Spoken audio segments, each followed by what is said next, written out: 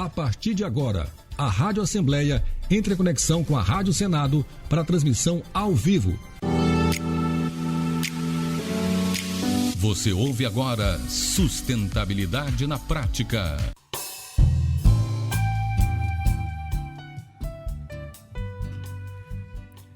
Muito bem, 10 horas e 5 minutos, você acompanhando aí a 96.9 FM, Rádio Assembleia em conexão com a Rádio Senado. Eu, Ronald II, tô de volta aqui na programação. Encerramos agora há pouco o Diário da Manhã com sustentabilidade na prática aqui agora, viu? E você deve estar estranhando. Olha, o que o Ronald está fazendo ali na bancada do Sustentabilidade na Prática, o que o Álvaro Luiz também está fazendo. O Álvaro, a quem eu já aproveito para cumprimentar, só justificar a ausência das nossas queridas amigas, jornalistas e radialistas, a Maria Regina Teles, teve um pequeno problema de cunho pessoal, nada demais, amanhã ela está de volta aqui na programação, e a Marina Souza também, que em razão de uma necessidade de atendimento de saúde também não pôde comparecer com a gente nesta manhã, mas estão ligadinhas no Sustentabilidade na Prática, estão boas, viu? Sã e salvas. Amanhã elas retornarão à programação da Rádio Assembleia. Eu aproveito rapidamente para cumprimentar aqui o meu querido amigo, colega de trabalho, meu professor Álvaro Luiz, que está integrando nesse momento a bancada do Sustentabilidade na Prática. Fala, Álvaro, bom dia, meu irmão. Um abraço, é uma honra, prazer participar ao lado aqui das companheiras, né, que fazem um trabalho também de cobertura espetacular, o site, a produção. Você, segundo, que é um cara maravilhoso, que eu sabe que a gente tem uma relação profissional e de amizade muito grande. E você que acompanha a gente pelo radinho, o antigo radinho, e também pelas novas tecnologias, aquele abraço, bom dia. Um abraço também para nossa querida aqui Andressa, que é uma grande profissional, e o mestre José Carlos Aroucha Filho. Ele me disse, segundo, que na verdade era um homem viajado, mas na verdade ele é maranhense, né? Sou maranhense. Sabe qual é a cidade dele, segundo? São Bento. São Bento. Então, bom dia, Zé, bom dia a você, bom dia ao mestre. Aqui, o mestre Aroucha. Muito bom dia, mais uma vez, Álvaro Luiz. Eu aproveito então já para apresentar o entrevistado do Sustentabilidade na Prática de hoje, que traz de fato um tema mais que importante, extremamente necessário. É o José Carlos Aroucha, viu, que é engenheiro florestal, professor, ambientalista, escritor e membro da Academia Sambentuense de Artes e Letras.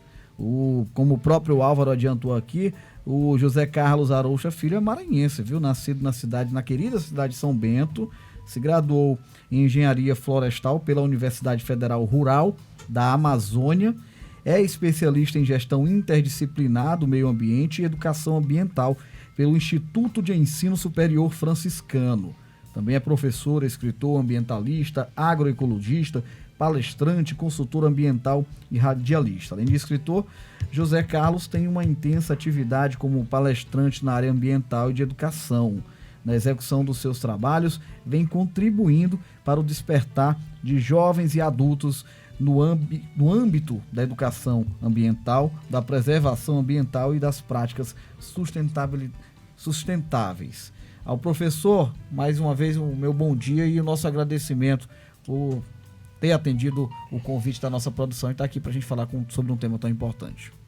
Bom dia a todos, bom dia aos ouvintes da rádio web, TV Assembleia. Já estive aqui várias vezes conversando com meus amigos. A TV Assembleia do Estado do Maranhão, como a Rádio Assembleia, são meus parceiros da dimensão ambiental. E eu sempre, quando eu estou aqui em São Luís, que eu moro em Caxias, eu estou sempre apresentando meus trabalhos. Agora, esse meu novo livro, Planeta Terra, a Grande Lixeira Humana, que é um livro de suma importância para a dimensão ambiental com relação aos resíduos sólidos. Tem também esse meu primeiro livro, que é Meio Ambiente e Prática Sustentável, a primeira edição. Aí eu tive que escrever a segunda edição, Meio Ambiente e Prática Sustentável, que é um livro que eu tive que escrever um artigo científico sobre a degradação ambiental do rio Itapecuru, devidos ao grande agressões dos seres humanos, e estão transformando o nosso rio Itapecuru em uma grande lixeira humana. E tem também esse livro aqui, Sustentabilidade. Educação ambiental, sustentabilidade nas escolas, que nas minhas andanças nas escolas, eu vejo que muitas escolas não são sustentáveis, tem muito desperdício de água, de energia, a questão dos resíduos sólidos não tem uma destinação correta, e hoje a nossa temática é sobre essa questão de influenciar comportamentos sustentáveis nas escolas e no dia a dia das pessoas. Maravilha, professor. Eu começo o nosso encontro de hoje aqui, a nossa entrevista, aproveitando mais um pouquinho da questão do seu perfil pessoal. Quando foi que o senhor, eu vou usar aqui uma terminologia nossa, principalmente no interior, sem problema, enveredou para a literatura voltada aí, claro, para a questão ambiental? Gostaria que o senhor falasse da sua relação com essa questão ambiental, antes da gente iniciar um bate-papo aqui que vai ser muito produtivo, eu tenho certeza. Olha, esse meu último livro, Planeta Terra Grande de Cheiro Humana, eu falei que eu não ia escrever mais nenhum livro, mas eu estou com um projeto de escrever um novo livro que é Um Ambientalista Prático, falando das minhas práticas. Aí quando você fala, quando começou toda a minha trajetória sobre a questão do ativismo ambiental, então eu já despertava isso desde quando eu era adolescente, que valorizava muito as questões dos biomas, as questões da fauna. Sim. E quando eu entrei na academia como engenheiro florestal, isso foi decisivo para minha defesa do meio ambiente e da natureza. Então, eu estou nessa minha missão de trabalhar em prol do meio ambiente e da natureza já há 30 anos. Desde quando eu comecei o curso de engenharia florestal, aí depois eu fiz um curso de biologia, que eu também sou professor de biologia, e também fiz essa especialização na área de gestão ambiental. Então, eu sempre observei nas questões ambientais que existe muita degradação, existe muita omissão, existe muita negligência de políticas públicas ambientais, tanto parte das autoridades políticas como os gestores ambientais. Então, eu já trabalho nessa área de ativismo ambiental há 25, 30 anos. Maravilha, maravilha. Vamos começar, então, dentro dessa temática que é o pilar principal hoje da nossa entrevista. Já eu vou dar um espaço para o nosso querido Álvaro Luiz, mas eu gostaria de iniciar lhe perguntando, diante da sua experiência como ativista e como um estudioso do assunto, os desafios, professor, são muito grandes em relação a esse processo que hoje o senhor vem analisando de transformar escolas não sustentáveis em sustentáveis. Quais são os principais desafios? Nós estamos ainda, de fato, muito atrasados em relação a essa realidade. Em pleno 2023, a gente tem que discutir sustentabilidade sendo aplicada no ambiente escolar. Estamos atrasados em relação a essa realidade, professor? Cara, se eu te falar que nós estamos atrasados 50 anos em relação à Europa, nós estamos. Eu, nas minhas andanças, tanto nas zonas urbanas, como também nas zonas rurais, eu vejo que as escolas, algumas escolas, elas não são sustentáveis. Há muito desperdício de água, de energia elétrica, não tem uma destinação correta dos resíduos sólidos. As escolas ainda não têm aqueles painéis solares que economiza energia elétrica. E também outro que eu vejo muito nas escolas no meu dia a dia é que as práticas sustentáveis, elas não são colocadas no dia a dia dos alunos. Os professores, eles não trabalham a disciplina educação ambiental de maneira transversal em todas as matérias. Tem professores Sim. que falam assim, não, eu sou professor de matemática, eu não posso falar sobre sustentabilidade, sobre ciência, sobre biologia. Isso é um grande erro dos professores. Se todos os professores, pode ser de matemática, de biologia, de ciências, se eles trabalharem de maneira transversal, interdisciplinar, transdisciplinar, 10, 15 minutos da sua disciplina e falar sobre o meio ambiente, o que os alunos fazem com seus resíduos sólidos, o que que os alunos, se eles estão jogando lixo na rua, se eles, como é que é a coleta lá do óleo de cozinha, se é que está caindo pelo ralo. Então, se eles orientar e se conscientizar esses alunos, eles vão estar contribuindo de maneira positiva para o meio ambiente. Então, eu acho que quando a gente fala que sustentabilidade nas escolas, cara, é uma tendência. Você vê que hoje os alunos ficam tempo integral nas escolas, seja crianças, adultos ou adolescentes. Então, eles estão direto na escola. E os diretores de escolas e outros gestores acham que quando vamos fazer da escola um espaço sustentável, eles acham que isso vai demandar muito dinheiro, ampliação do benefício, e não é nada disso, cara. Tem que a escola e os diretores, elas têm que os alunos, elas têm que mobilizar alunos, professores, comunidade a trabalhar a educação ambiental. Esses são um dos passos para tornar uma escola sustentável. E o primeiro passo, cara, que eu oriento nas minhas palestras é que toda escola ela tem que ter uma equipe interna, inter e multidisciplinar, e que tenha tempo disponível para trabalhar a dimensão ambiental.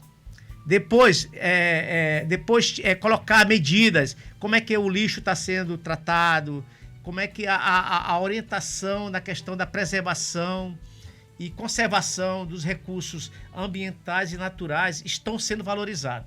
Então, quando se fala em transformar uma escola não sustentável em sustentável, temos que mobilizar não só alunos, mas só alunos, professores e comunidades. E funcionários.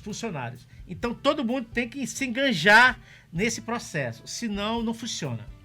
Perfeito. E o senhor entende que há necessidade de uma legislação também que possa contribuir com isso? Uma maneira em que possam haver aí a construção de projetos que interfiram nesse ambiente escolar, já que por livre e espontânea vontade a coisa não tem fluído? Seria importante? Claro. Eu acho que tu falou uma coisa muito legal, que na grade curricular das escolas tem que obrigatoriamente ter educação ambiental. Porque é só através da educação ambiental e das práticas sustentáveis que vamos transformar uma escola não sustentável em sustentável. Então, as autoridades políticas, os gestores ambientais, justamente com as escolas, têm que se enganjar nesse processo e colocar em prática essa questão da educação ambiental. A gente só vai transformar as escolas através da educação ambiental e de práticas sustentáveis. Não tem uma outra receita. Essa é a opção. E se quando as escolas se tornarem sustentáveis, com certeza, cara, elas vão contribuir para o nosso planeta Terra. Em tudo, meu irmão. Porque eu acho que a mudança para a gente ter um planeta Terra mais equilibrado, mais sustentável, é através das escolas. Através das escolas se começa tudo. Perfeito. Eu passo a palavra para o Álvaro. O Álvaro Luiz está integrando com a gente também. Álvaro, o Álvaro está concentrado aqui também nos livros. Estou estudando aqui, né? Estou estudando bastante. Estou estudando aqui o livro do seguinte. Assim, atenção, você que está em casa, a gente houve um convite para o segundo apresentar e nós nos incorporamos na equipe para trazer reflexões sobre um tema da sustentabilidade. O professor José Carlos Arocha desenvolve um trabalho interessante. Já tinha visto a matéria dele em outros locais, inclusive recentemente com o Elda Borges, não é isso? Isso. Você teve com o Elda Borges. Mas eu queria aqui, professor, explorar o senhor dentro do que o segundo trabalhou, mas mais aqui num esquema que o senhor trabalhou no seu livro, que tem 231 páginas, e esse livro, Sustentabilidade nas Escolas. Eu vou mostrar ali para o pessoal que está acompanhando a gente pelas redes sociais, e eu vou aqui na página, professor, que o senhor conhece de frente para trás, de trás para frente, meio e tal, e tudo mais. Na página 79, o senhor faz uma coisa interessante, que é um esquema ilustrativo da interdependência e interação, atenção você que está em casa, interação, palavra-chave. Palavra-chave. Dos elementos da educação ambiental e cidadania. Aí o senhor faz interessante aqui, né? E eu quero ouvir o senhor. O senhor bota a escola de um lado e a casa do outro. O senhor bota a pedagogia escolar de um lado e a sustentabilidade ambiental do outro, embaixo da casa. Eu quero ouvi-lo, para me entender. Aí o senhor fala o incentivo da escola e o incentivo da casa. Aí fala da criança e a comunidade. Eu queria que o senhor desse uma contextualização desse todo esquema ilustrativo que o senhor faz na página 79 para o nosso amigo. Ou seja, entre escola e casa. Legal. Queria ouvi-lo. É legal isso aí. Eu fiz essas ilustrações e com a minha experiência eu vejo que quando o aluno, a criança, ela aprende na escola as práticas sustentáveis e ambientais, ela, consequentemente, ela também passa para os pais essas atitudes. Tá entendendo? Tem sempre essa interação. Interação, nesse caso, né? Nesse caso. Mas tem que fluir de algum lado para que chegue na casa. Exatamente. Mas aí tem que ter a escola. A escola é a base que os alunos... Eu já tive situações minhas que a gente tá ensinando lá prática sustentável. Ó, vamos separar nossos resíduos sólidos, lixo. Sim. E essa criança... Aí esse exemplo o senhor diz é como palestrante ou como professor? Como professor. Como professor, Eu sou certo. professor também. Ah, tá. Como professor de biologia. E essa criança, ela chega na sua residência, no seu domicílio. Pai, o senhor está fazendo a coisa errada. A gente tem que separar o resíduo orgânico do inorgânico. Isso aí já é um reflexo. Sim. Isso é um reflexo. E outra coisa, a questão reflexo positivo. Um reflexo positivo. Então, como os meus livros têm toda uma linguagem pedagógica, apesar que eu sou da biologia, mas como tem uma linguagem pedagógica, então eu tento transmitir para os meus alunos em sala de aula, justamente para incentivar também lá no dia a dia dele, na casa dele. Isso. Então, por isso que eu faço esse gráfico. Que é o papel da escola, né, professor? Claro, incentivo da escola, incentivo em casa. Entendi. Então, dentro da escola, os próprios filhos podem passar para os pais atitudes e práticas sustentáveis. Entendeu? Perfeito. Eu tenho só uma questão aqui, isso foi bem didático também, o Álvaro trouxe aí um ponto muito importante, inclusive uma característica dos seus livros. É um esquema que ele botou, um esquema ilustrativo aqui. Eu tenho observado em praticamente todos os livros. Exatamente. Escola você tem várias ilustrações, o que meus livros têm muitas ilustrações. Legal.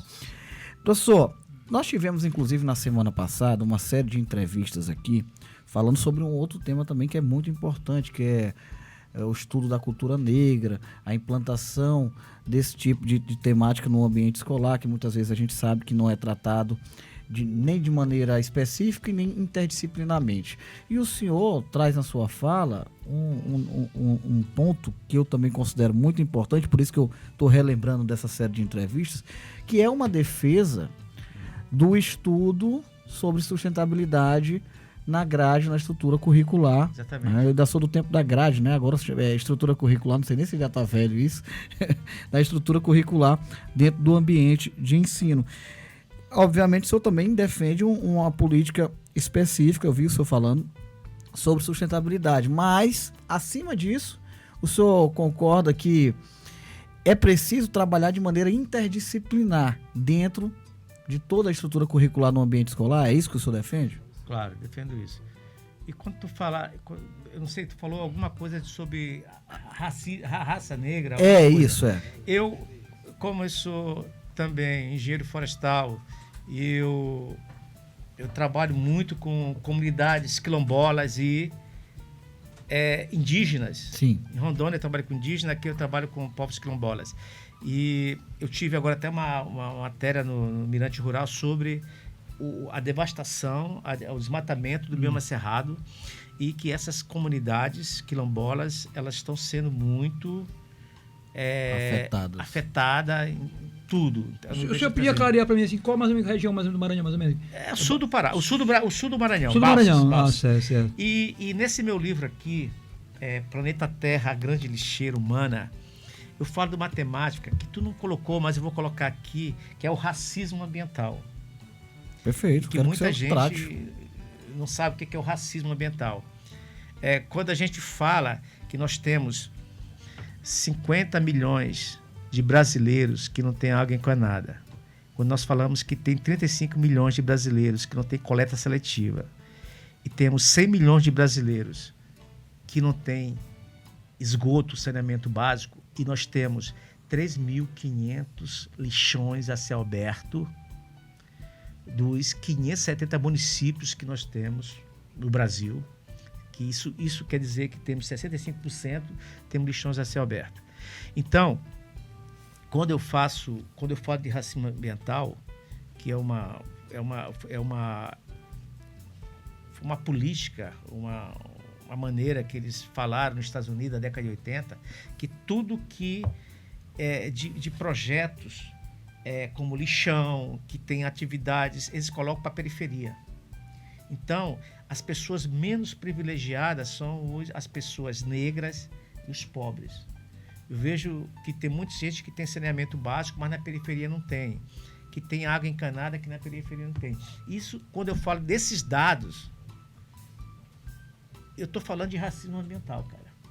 Então, quando eu falo a questão que eu uso muito no meu livro, que é essa questão interdisciplinar, multidisciplinar, transdisciplinar, é porque se a gente, através das nossas ações, a gente não colocar isso, a gente não vai ter uma política voltada para o meio ambiente. Você vai entender o que eu estou te falando? Estou entendendo. Hoje aqui tem você é um radialista de uma área, eu sou de uma área. Isso aqui chama-se sustentabilidade. Se você trabalha uma dimensão e você capenga na outra dimensão, você nunca vai ter sustentabilidade. Eu vejo empresas que falam, eu sou sustentável, mas ele trabalha bem a dimensão ambiental, trabalha a econômica, mas não trabalha a social, não trabalha a cultural. Então, existe um desequilíbrio. Então, quando essa palavra sustentabilidade que nós estamos falando hoje aqui, ela está muito banalizada, cara. Ela ficou muito vulgar e as pessoas não têm noção de que é isso. Eu já tive em eventos que falam que é sustentável, eu fui lá, os resíduos sólidos não tinham uma maneira correta, jogavam tudo dentro do rio. O que isso é sustentabilidade? Então a gente tem que ter muito esse problema. E essa questão do racismo ambiental que está no meu livro, que eu não vou dar esse portfólio, porque é uma temática interessante, que estou um pouco falando no Brasil, isso já desde a década de 80 já fala nos Estados Unidos, e eu estou falando no meu livro. Eu estou falando no meu livro porque eu trabalho em áreas de comunidades tradicionais. E eu vejo, até mesmo na zona urbana, a periferia, ela é olhada diferente. Os esgotos, tudo vão para a periferia, cara. Perfeito. Os lixões, tudo vão para a periferia. Então a gente tem que ter cuidado com essa questão do racismo ambiental, que é uma coisa que está muito evidente e que para as autoridades eles estão vendo como uma normalidade. Agora, professor, eu queria que o senhor retomasse aqui em relação à questão da influência, de como o senhor é palestrante, o senhor é professor. Vou dar um exemplo aqui. A Secretaria de Educação de uma determinada cidade, o senhor disse que viaja e tal. Como se trabalharia esse processo aí, ele não pode ser construído em nível de estados ou em uma coisa maior em nível da federação, de como se trabalhar isso em nível de secretaria, por exemplo. Pega uma secretaria de educação dessa, pessoas que têm um conhecimento científico como o senhor, para trabalhar em conjunto, para que isso chegue realmente nas escolas, para esse influenciamento se der de forma concreta e baseado em estudos para um efeito positivo para a sociedade. O senhor podia tentar me ajudar a entender como isso poderia vir de cima para baixo? Olha, como eu te falando, dê um exemplo, você já estaria falando besteira, via Secretaria de Educação dos estados ou dos municípios, que é uma coisa... Olha, a educação ambiental, ela é democrática, ela tem que ser trabalhada em todas as esferas, tanto municipal, como estadual, como federal. Eu vejo assim, o que está acontecendo hoje, eu como ambientalista, eu tenho muitos amigos ambientalistas, e essa temática da nossa entrevista é influenciar comportamento sustentável nas Isso. escolas e no dia a dia das pessoas. E tem muitas pessoas, ambientalistas e professores, que elas querem influenciar comportamento sustentável nas comunidades, nas empresas, com argumentos racionais. E não é por aí que funciona, não. Não é com argumentação. Por quê? Porque senão você vai se tornar um eco-chato, cara. Se eu falar, essas atividades aqui, elas estão degradando o meio ambiente. Não, você tem que focar o que você está fazendo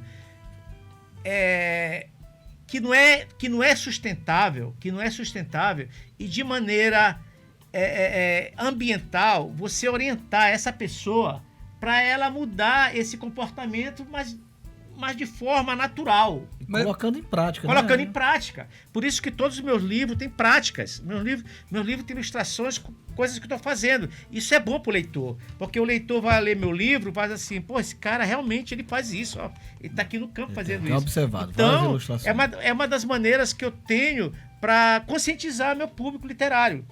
Então, Álvaro, eu acho que hoje, tanto a escola como os ativistas ambientais, eles estão abordando, querendo influenciar e enganjar pessoas em comportamento sustentável e com argumentos racionais, cara. Não pode ser com argumentos racionais.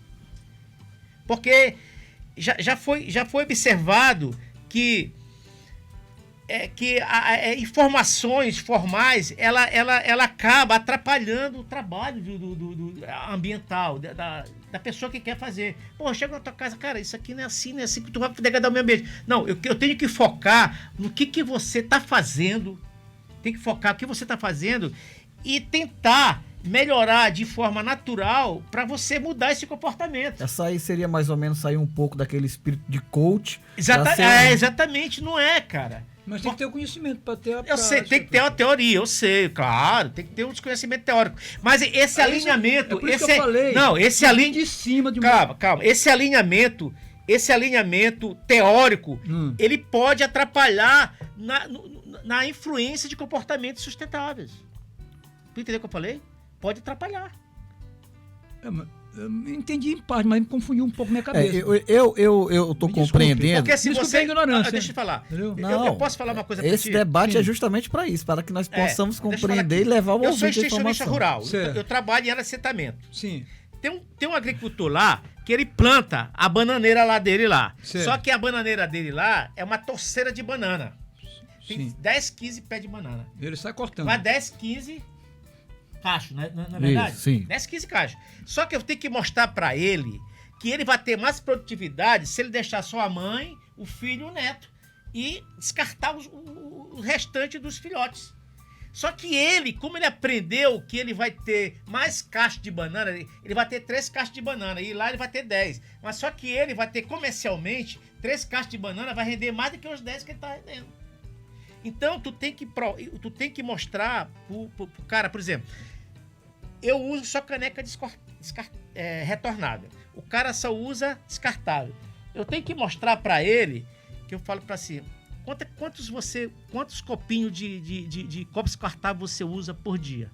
Tanto. Você sabe quanto você gera por ano desses copos descartáveis? Porque você tem que tentar falar para chocar as pessoas. Não dizer assim, não, cara, tu vai usar isso aí, vai ser 150 anos para degradar o meio ambiente, vai pro rio, não sei o quê. Então tu tem que ter uma técnica de tornar essa atividade que ele está fazendo e ele mudar esse hábito dele, cara. De fato, é fazer com De que o forma discurso natural. vire uma prática. Exatamente. Vai pra prática, Que perfeito. vira prática. Deixa eu só retornar rapidamente aqui, peço também licença ao Álvaro, para a questão da sustentabilidade no ambiente escolar, professor. Há um dado específico que aponte, por exemplo, como é que nós estamos dentro dessa realidade? Por exemplo, menos de 1%, eu nem quero que trate sobre especificidade, mas assim, menos de 1% das escolas do Brasil são sustentáveis, aliás, são sustentáveis. Há algum dado que aponta isso aí?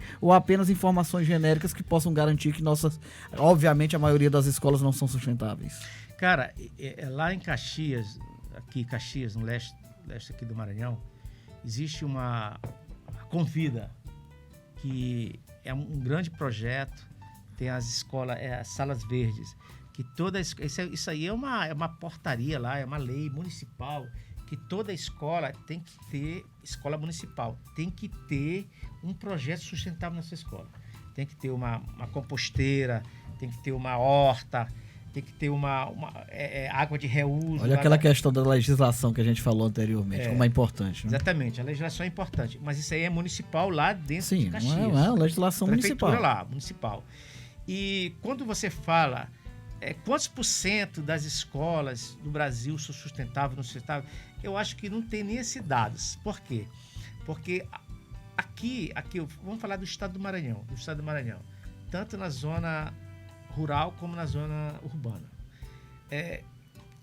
Quando eu falo em escola sustentável, eu não falo só em uma atividade. Por exemplo, claro, se uma escola que eu for visitar, ela tem uma horta agroecológica e orgânica, ela é sustentável, ela está tendo uma...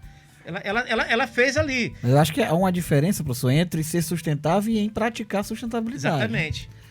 Né? Seria, por exemplo, ela tem uma horta, ela pratica ali a sustentabilidade. Claro, é um laboratório lá para os alunos. Isso. Entendeu? E nesse meu livro aqui, Sustentabilidade da Escola, eu vejo que a horta é um laboratório para os alunos. Entendeu? O que seria, ao seu ver, a definição de uma perfeita escola sustentável? Uma perfeita escola sustentável, ela tem que ter várias ações e atitudes de prática sustentável. Como eu te falei, a escola tem que ter essa fonte de energia renovável. Ela tem que destinar os resíduos sólidos de maneira correta. Perfeito. Tem escola que não planta uma árvore na sua escola, no pátio. Ela tem que ter uma horta, ela tem que ter uma compostagem. Ela tem que envolver todos os alunos, todos os funcionários, professores e a comunidade em trabalhar em prol do meio ambiente e da natureza. E quando eles trabalham em uma atividade, eles deixam de trabalhar em outra. Então, não tem assim uma ISO que te fala assim, eu vou certificar essa escola como sustentável. Mas se elas fazem essas práticas, elas com certeza elas já estão sendo sustentáveis. É triste quando a gente vai numa escola que não tem nenhuma prática sustentável. Aí é muito triste. Eu, como ambientalista, como professor, como engenheiro florestal e como escritor, é muito, muito triste. E fica a dica aí para os gestores, né? E tem muitas aqui, não na zona urbana, como também na zona rural. Sim, é uma realidade. A gente sabe que aqui ninguém está fantasiando nada, é a pura realidade. Para ser sustentável, uma escola aqui no Brasil, ela tem que ter todos esses requisitos, cara. E tem que envolver. Se ela não envolver professores, alunos, funcionários e a comunidade, ela não vai ser sustentável. Porque é só através disso que ela vai ter efeito para o meio ambiente e a natureza. Perfeito. Álvaro Luiz, é com você. Professor, eu queria o senhor, como homem que viaja bastante, eu queria que o senhor fizesse para a gente um perfil. Qual a leitura que o senhor faz do reciclar aqui no estado do Maranhão, no contexto geral? Tu falou uma palavra-chave, cara. Reciclar. Nesse meu livro aqui, nesse Planeta Terra, a Grande Lixeira Humana, eu falo que a reciclagem, ela que vai evitar o nosso planeta em uma grande lixeira humana. Aqui no Maranhão, cara, nós temos 217 municípios. Você sabe quantos aterros sanitários tem no Maranhão? 4. Não, só um aterro sanitário regional. Esse aterro sanitário, ele tá lá no Titara, em Rosário. Ele pega essas micro-regiões metropolitanas, essas regiões metropolitanas. Ribamar. Eu tive lá no aterro com os deputados, eles iam na época. Passo Lumiar. Certo. E temos alguns aterros controlados, que é totalmente diferente. Aterro controlado para aterros sanitários. Em Caxias nós estamos brigando por um aterro sanitário. Mas só que não é só construir só aterro sanitário. Por quê? Nos países de primeiro mundo não estão mais construindo aterro sanitário. Aí tu faz a pergunta, por que, Arouxa? Por que, Arouxa? Porque a reciclagem é mais de 90%, cara. E a gente recicla 1,28%, cara. Tu tá entendendo o que eu tô te falando? Muito pouco, da né? reciclagem. Então, o planeta... Eu queria que o senhor repetisse esses dados para os ouvintes. Quanto é que recicla? Ó, o Hoje. Brasil... São dados Grava desse aí. aí. Eu queria até que filmasse isso. Fazesse um vídeo aí. O programa tá sendo gravado Não, tá na sendo ilha. Tá sendo no gravado. YouTube. Tá bom, ok. O Brasil... Por ano. Só por aquele sistema ali, por aquela. Você está vendo sendo o mundo todo, viu? Ok. Rede Então, social. conecta aí pela Tá. 96.9 FM, a frequência Legal, aberta, né? são Legal. 30 cidades É bom. acompanhando. Então, Manda ver, que eu quero essa deixa eu falar, informação também. esses dados. Eu vou te falar, esses dados são novos, estão no meu livro aqui, ó. Planeta Terra, a Grande Lixeira Humana. Interessante, vamos lá. Olha, o Brasil, por ano, produz 85 milhões de toneladas de resíduos sólidos. Quando eu falo resíduos sólidos, eu falo lixo que pode ser matéria-prima, que pode ser reciclado, Certo. ok? Isso equivale, dividindo a população do Brasil, que cada brasileiro produz por dia 1,55 quilos de resíduo sólido. Certo. Isso quer dizer que são 185 quilos de resíduo sólido por ano que cada brasileiro produz. Quanto por ano? 185 quilos, que me engano. 185 quilos. 181 ou É 185 uma quilos. média, né? É uma média. Certo. 181, 185. Uns mais, outros menos. Né? É. E a reciclagem do Brasil, para tu ver, não chega a 3%. Chega a 1,28%. Então, quantos bilhões de dólares o Brasil está perdendo por não reciclar os seus resíduos sólidos? Tu tá entendendo? São números realmente preocupantes. Preocupante, cara. Por isso que eu lancei esse livro, Planeta Terra, uma grande lixeira humana. Agora eu vou dar um dado da questão global. Quantos por ano o mundo produz de resíduo sólido? Tem estudos que até 2050 vai ser 3,6 bilhões de toneladas de resíduo sólido produzido por ano. Atualmente, nós produzimos 2 bilhões de toneladas de resíduo sólido. E Brasil, para tu saber, é o quarto produtor de resíduo sólido do mundo. A gente produz lixo como país de primeiro mundo e recicla como nações pobres. 1,28. que o senhor botou- Tá entendendo? Contraste O absurdo. senhor botou 1,28 Tu para viu reciclar. como é que eu tô falando? O Brasil produz lixo como país de primeiro mundo e recicla como nações pobres. Certo. O Brasil está em quarto, é? Quarto. Quem está em primeiro? China ou Estados Unidos? Não, A Estados Rússia? Unidos, Estados- China. Rússia? Aí vem Índia. Índia, né? Entendeu? Vem Entendi, tá, entendi. Tá entendendo? Quer dizer, China, Estados Unidos, Brasil, né? Índia. É Índia, entendeu? Aí depois vem Rússia, depois aqueles países asiáticos. Então, cara, é preocupante isso mesmo.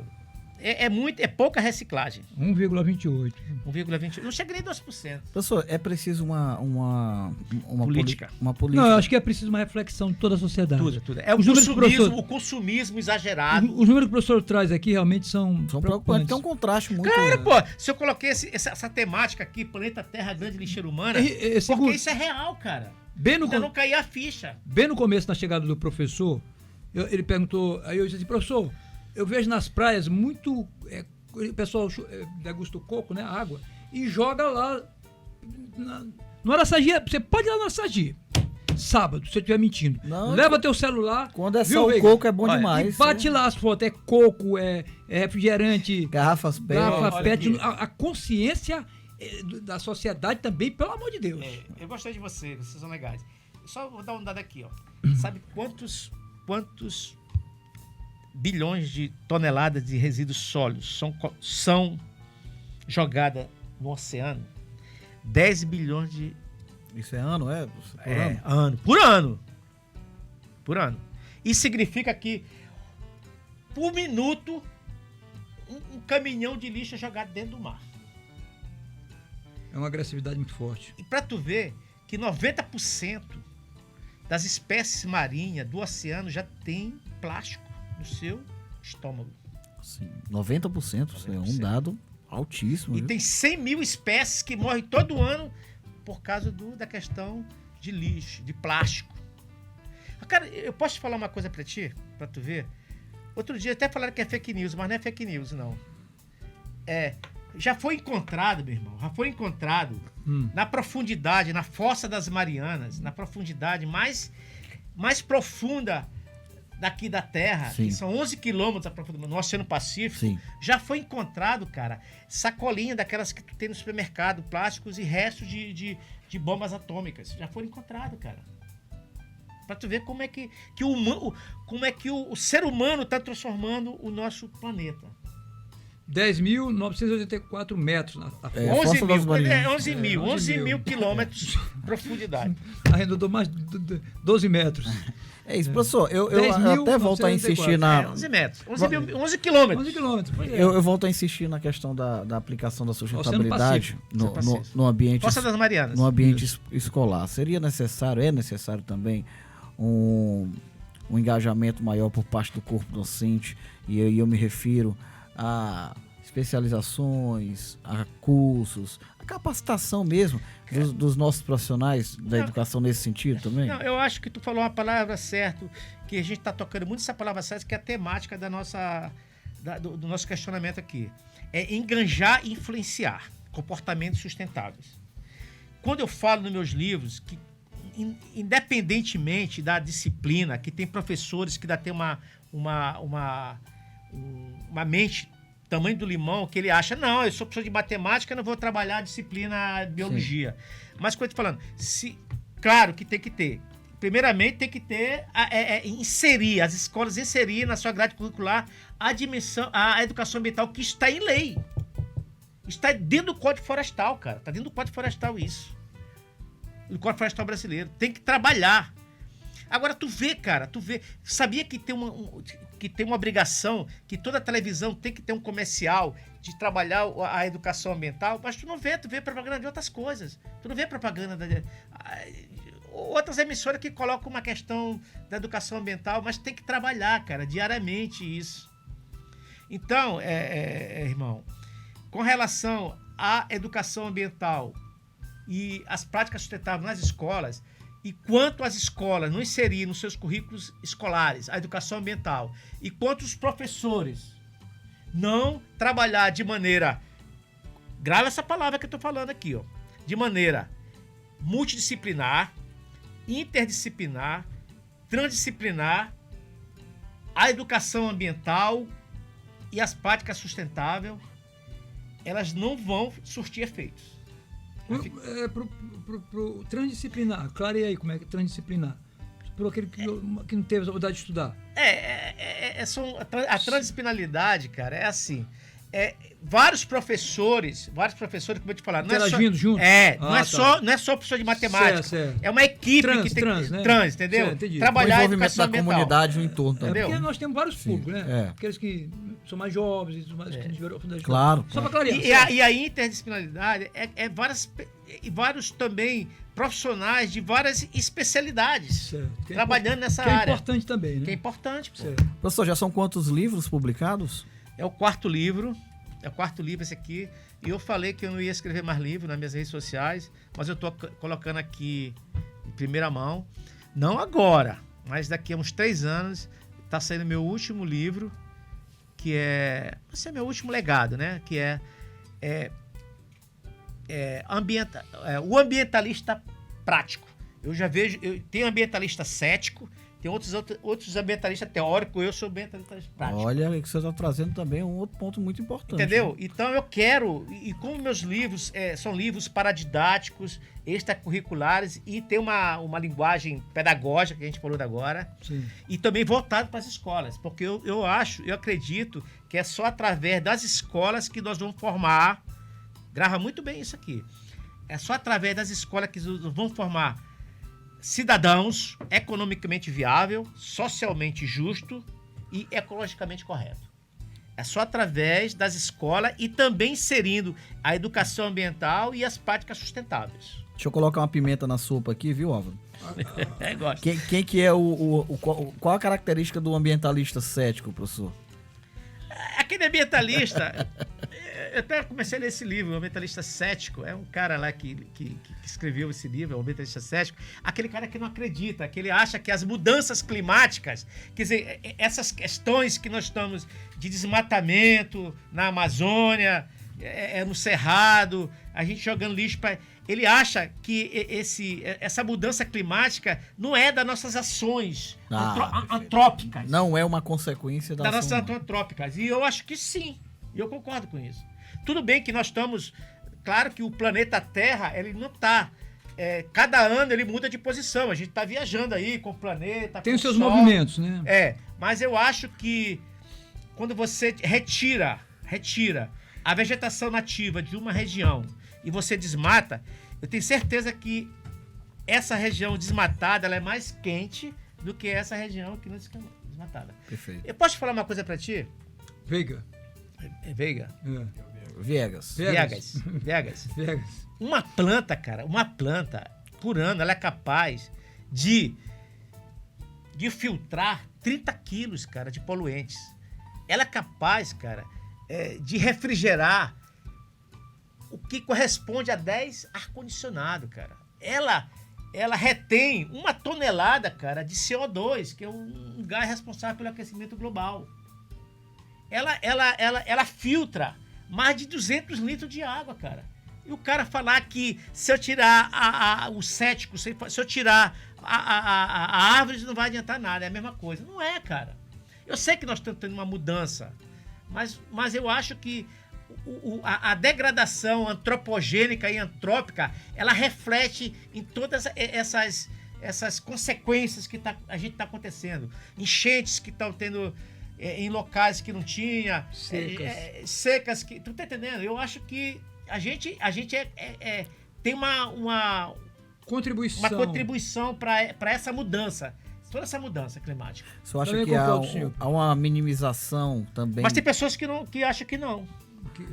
Você acha que há uma minimização da mídia, por exemplo, em torno da realidade voltada para essa problemática? Vou dar um exemplo aqui para poder clarear minha pergunta.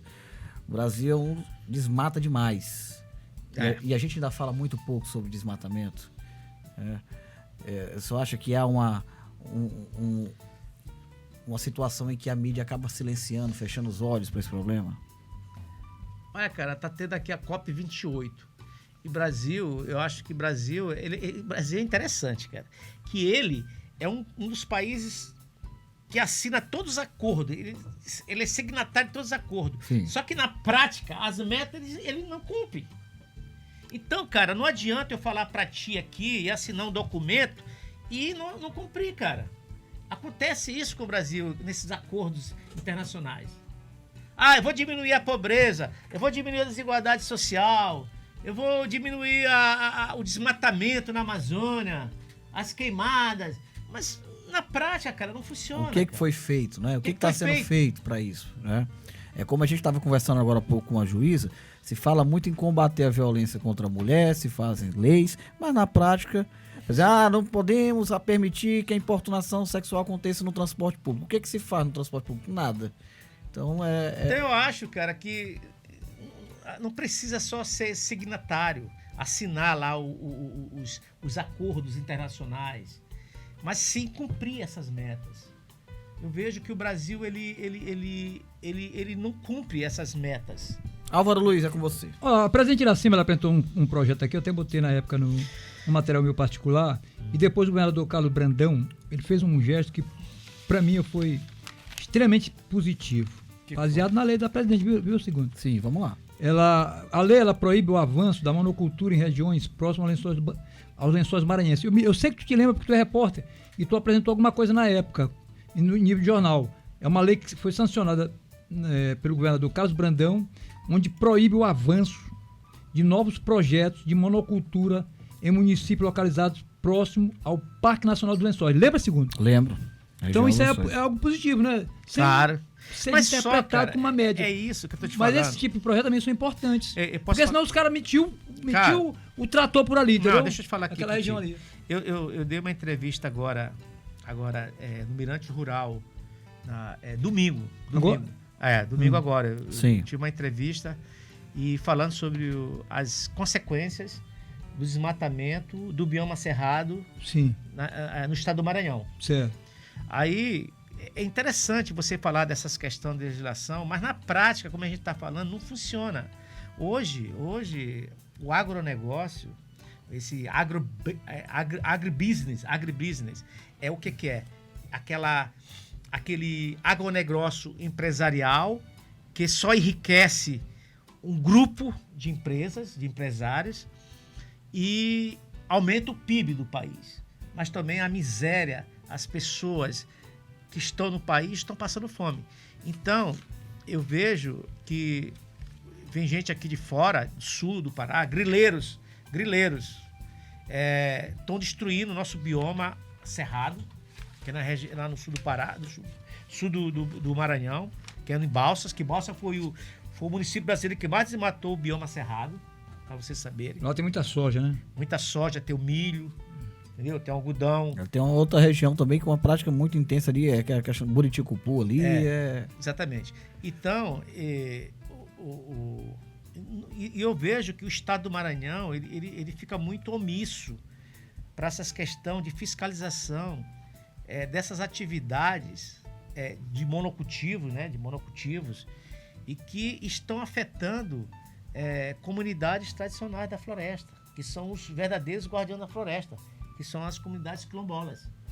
Então eu vejo que eles estão derrubando lá o piquezeiro, eles estão derrubando lá o pé de murici, o pé de bacuri, a própria Mata dos Cocais, que é uma região de transição que está entre o Cerrado e a Caatinga, que é a Mata dos Cocais. Também tá, as quebradeiras de coco já estão tendo problemas de andar quilômetros para pegar coco para quebrar, para manter essa subsistência. Então eu vejo que tem propriedade de 3.000 hectares de milho, de soja, e do lado tem agricultores e comunidades quilombolas passando fome, cara. E é muito agrotóxico, é muita agressão ambiental. Então eu acho que o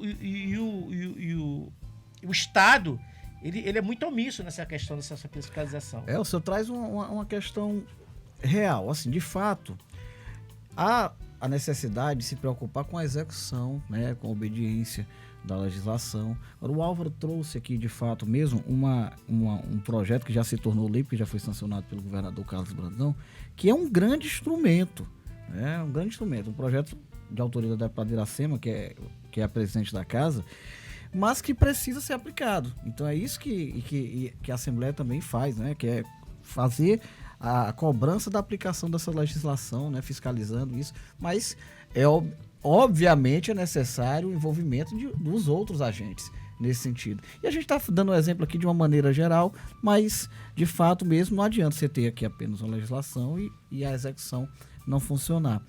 E o sentido da sua palavra, professor, é muito interessante. É preciso de fato o envolvimento de todos nessa questão sustentável.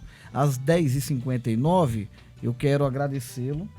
Passa rápido. Eu acho que a Secretaria de Educação podia chamar o professor e a Secretaria de Agricultura para bater um papo lá, né, professor Arojo? Claro. Tem interessante. O pessoal da GERP sobre os parceiros. A GERP, os parceiros. É importante. E eles conhecem essa boa relação, né? Eles conhecem meus livros, entendeu? Eles trabalham também com comunidades tradicionais da floresta. Certo. Maravilha.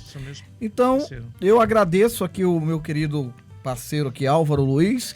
Agradeço principalmente o nosso querido professor José Carlos Aroucha, engenheiro florestal, ambientalista, escritor, integrante também da Academia Sambetuense de Artes e Letras. Trouxe aqui vários livros e muito conhecimento em torno desse assunto necessário e importante, que é a sustentabilidade. Falamos aqui um pouco também sobre a aplicação da sustentabilidade no ambiente escolar. Tenho certeza que o senhor vai retornar em outros momentos aqui no Sustentabilidade na Prática, com as meninas, com a Maria Regina Teles e a querida Marina Souza. E eu só tenho a agradecê-lo aí. Quem quiser comprar o livro ou acompanhá-lo pelas redes sociais, como é que faz, professor? Faz um vídeo aqui. Olha, eu estou aqui representando também a renomada Academia Sambetuense de Artes e Letras, que é a ASBAL, no qual eu sou membro efetivo e titular da cadeira 29. E eu quero agradecer a todos aqui da web, do Rádio Assembleia. E, como eu falei no final, a sustentabilidade é uma tendência das escolas. Se a gente não trabalhar a educação ambiental nas escolas e também não trabalhar as práticas sustentáveis, a gente não vai ter um país, não vai ter um planeta sustentável, equilibrado. Então, é só através das práticas sustentáveis, da educação ambiental, principalmente das práticas sustentáveis do nosso dia, que nós vamos ter um planeta sustentável. E com relação à venda dos meus livros, ela está à venda na livraria Vozes, na Rua do Sol. Maravilha. Todos os meus livros. E eu quero também agradecer a você, e eu quero também agradecer a Marina Souza e também a Maria Regina Teles, pela ausência delas, mas eu espero que elas reabilitem a saúde delas. E elas são minhas parceiras na dimensão ambiental. Muito obrigado. São grandes comunicólogas, estarão de volta já amanhã mesmo. São apenas uma questão mesmo pessoal e um pequeno probleminha de saúde, mas retornarão amanhã, terça-feira. São competentíssimas, viu? E fazem um trabalho muito importante em defesa da sustentabilidade na programação. Eu agradeço a nossa querida Maria Regina Teles e também a Marina Souza pela oportunidade de apresentar pela primeira vez o Sustentabilidade na Prática, esse programa muito propositivo que tem aqui na grade de programação da Rádio Assembleia, ao tempo em que também agradeço a parceria, a participação do nosso querido Álvaro Luiz aqui, que enriqueceu o debate de hoje. Valeu, viu, Álvaro? Vamos juntos. Muito obrigado. Um abraço. Ficamos por aqui. A grade de programação da Rádio Assembleia em conexão com a Rádio Senado precisa encerrar neste momento, em razão do horário. Você vai ficar acompanhando a programação da Rádio Senado e daqui a pouco, olha, tem a Assembleia em Foco, primeira edição na TV Assembleia, canal 9.2. Estaremos por lá, trazendo a cobertura completa das atividades parlamentares. Esse programa fica disponível também no nosso canal no YouTube, viu? À disposição. Você que acabou de se conectar com a 96.9 FM. Ah, eu perdi o professor, perdi o programa. Não. Tá lá, tá hospedado no YouTube. Só correr lá que você pode assistir quantas vezes quiser, comentar, curtir e compartilhar. Valeu, gente. Muito obrigado pela sua participação. Você que acompanhou a 96.9 FM, fique agora com a grade de programação da Rádio Senado. Você ouviu Sustentabilidade na Prática. Continue com a programação